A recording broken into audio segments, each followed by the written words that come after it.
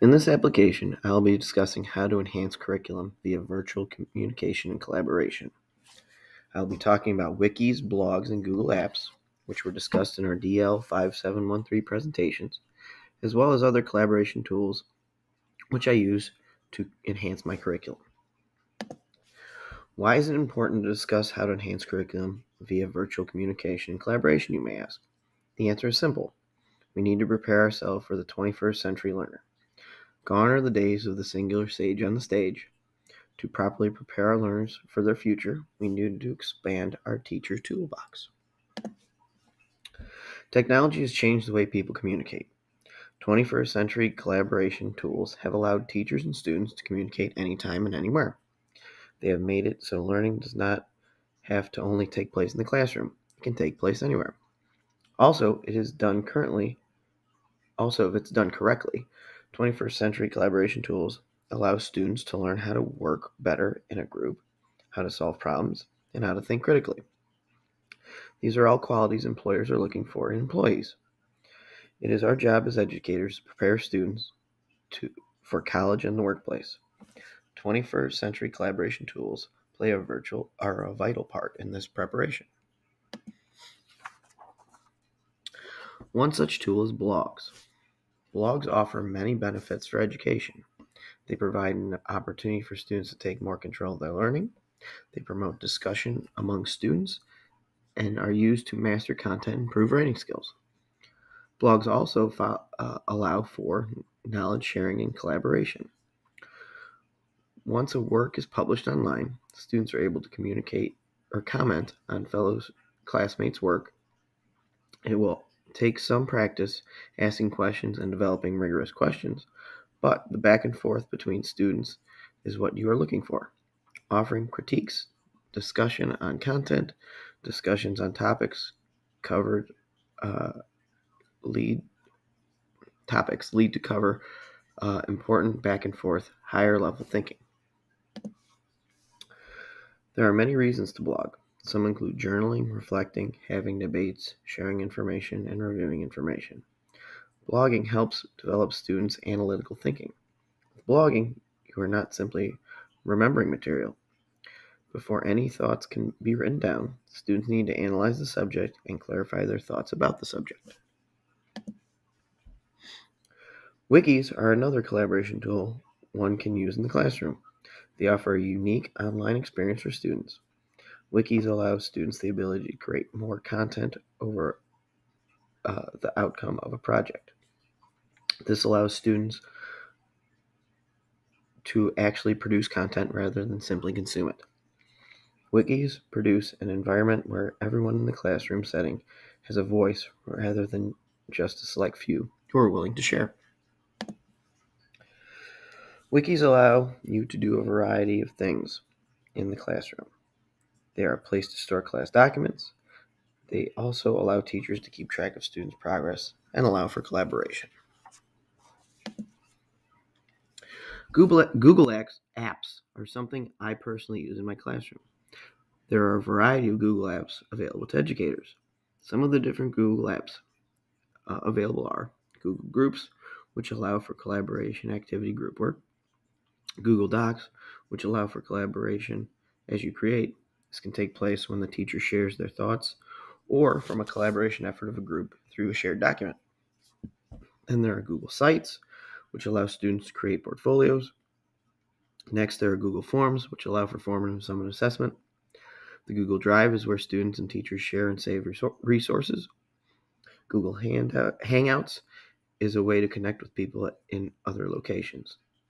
These only name a few. The Google apps are used by millions and assist with meeting digital literacy standards.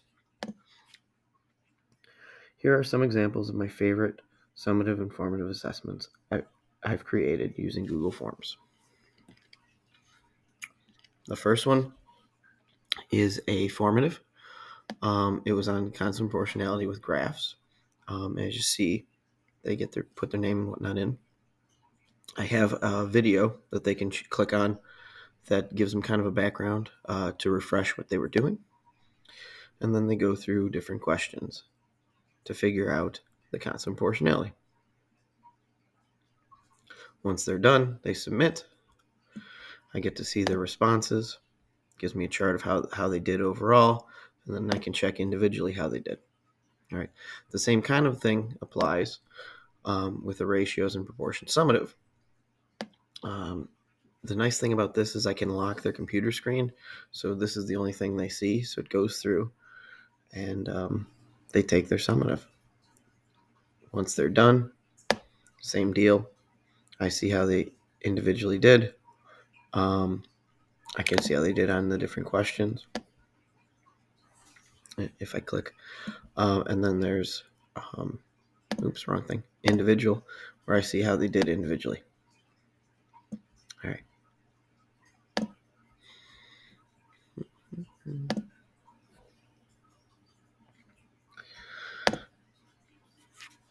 There are a variety of other collaboration tools available to educators. I'll be talking about and showing different examples of ones that I use in my classroom. The first ones I would like to talk about are active learning and formative assessment tools, Pear Deck, Nearpod, and Glasscake. The awesome part about all three of these is that you can create completely interactive presentations for your students. With Pear Deck, and Glasscake, you can check students' work in real time. With Nearpod, you can check students' work once it's turned in. Here is an example of a Pear Deck I assigned on ordered pairs. So once I get in there,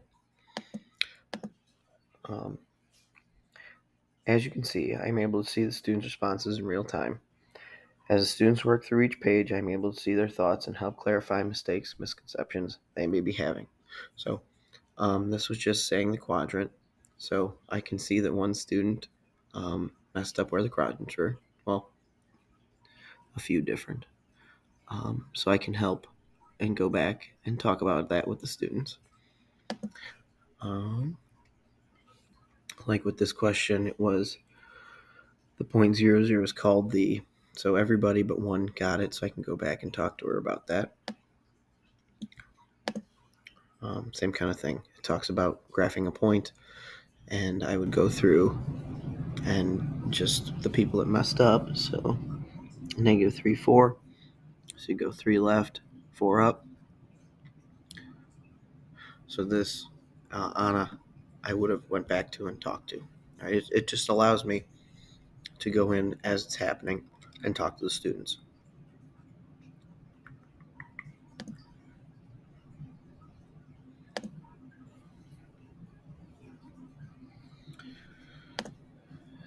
Another collaboration tool I use in my classroom is Flipgrid.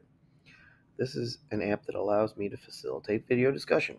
Students are able to share responses through recorded videos.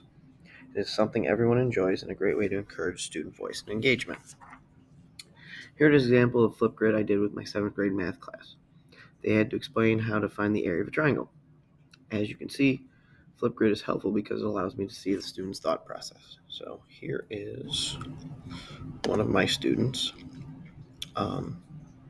talking about how to find the area of a triangle. Find the area of a triangle, you have to do base times height and then divide it by 2. In this case, it's 10 times 4, and 10 times 4 is 40.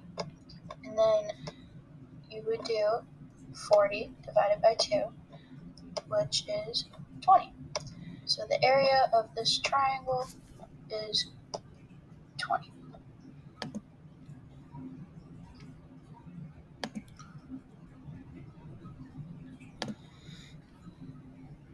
Okay. Yet another collaboration tool is Padlet. This is a type of digital bulletin board.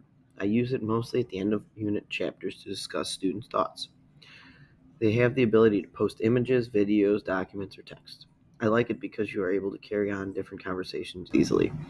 The best way to describe it would be virtual sticky notes. Here's an example of a Padlet I will be doing with colleagues after a PD on Google Forms. So I'm going to be doing a PD on our next PD day discussing how to create Google Forms. So I created this Padlet so I could see at the end their thoughts. So post your Google Form assessment. So they're going to be able to just click on that and post it. All right. what did you learn from the PD, so they can either add in whatever they want, thoughts, picture, link, all that kind of stuff. After going through the creation process, is making Google Form assessments something you can see yourself doing in the classroom? Why or why not? So I would have already given them background and shown them some different assessments that I created. They then would go and talk about that. And then what do you need to do to address any challenges that arose during the PD? So I have videos for them. I have stuff I've created. We're going to be going through individual things. I'll help them as they create. This is just kind of what else would you need kind of thing. But this is something that I do at the end of like a chapter to see what the students' thoughts were on whatever we were talking about.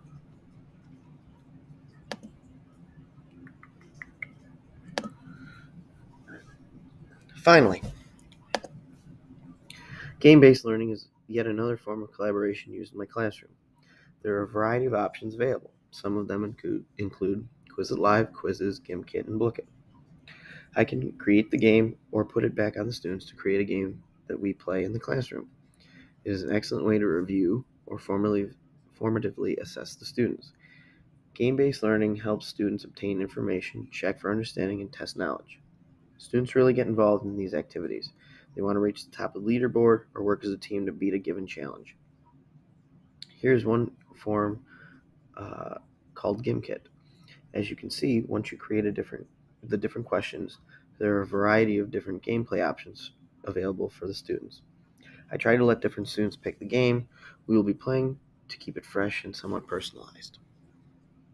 So here's a Gimkit. It was on constant proportionality, so it's something we just finished. I created this. I didn't have the students create it, but there are a ton of different games that they created. It's a way that you can kind of review because you're asking different questions.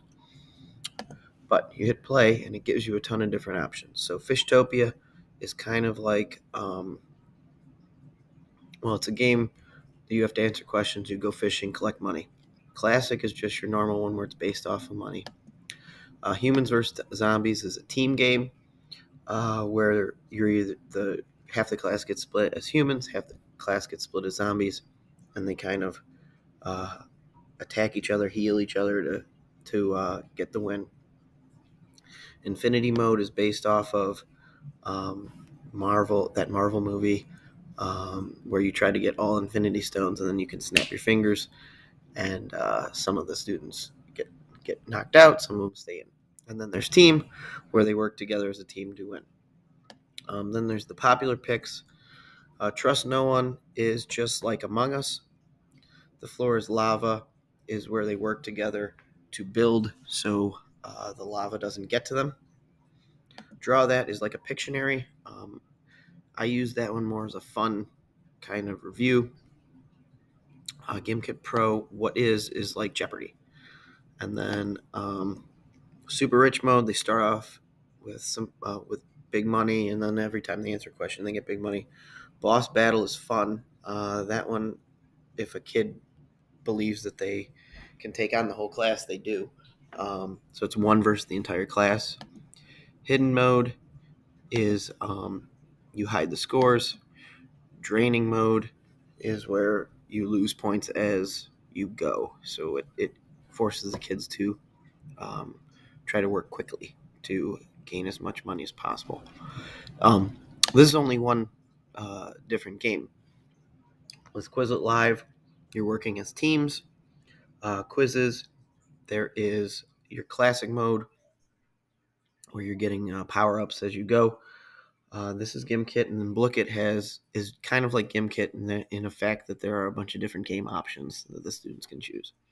The nice thing about these is you can change them up. You don't always have to use the same one, so it's always fresh for the students. And then that is it. Here are my different references. Thank you so much.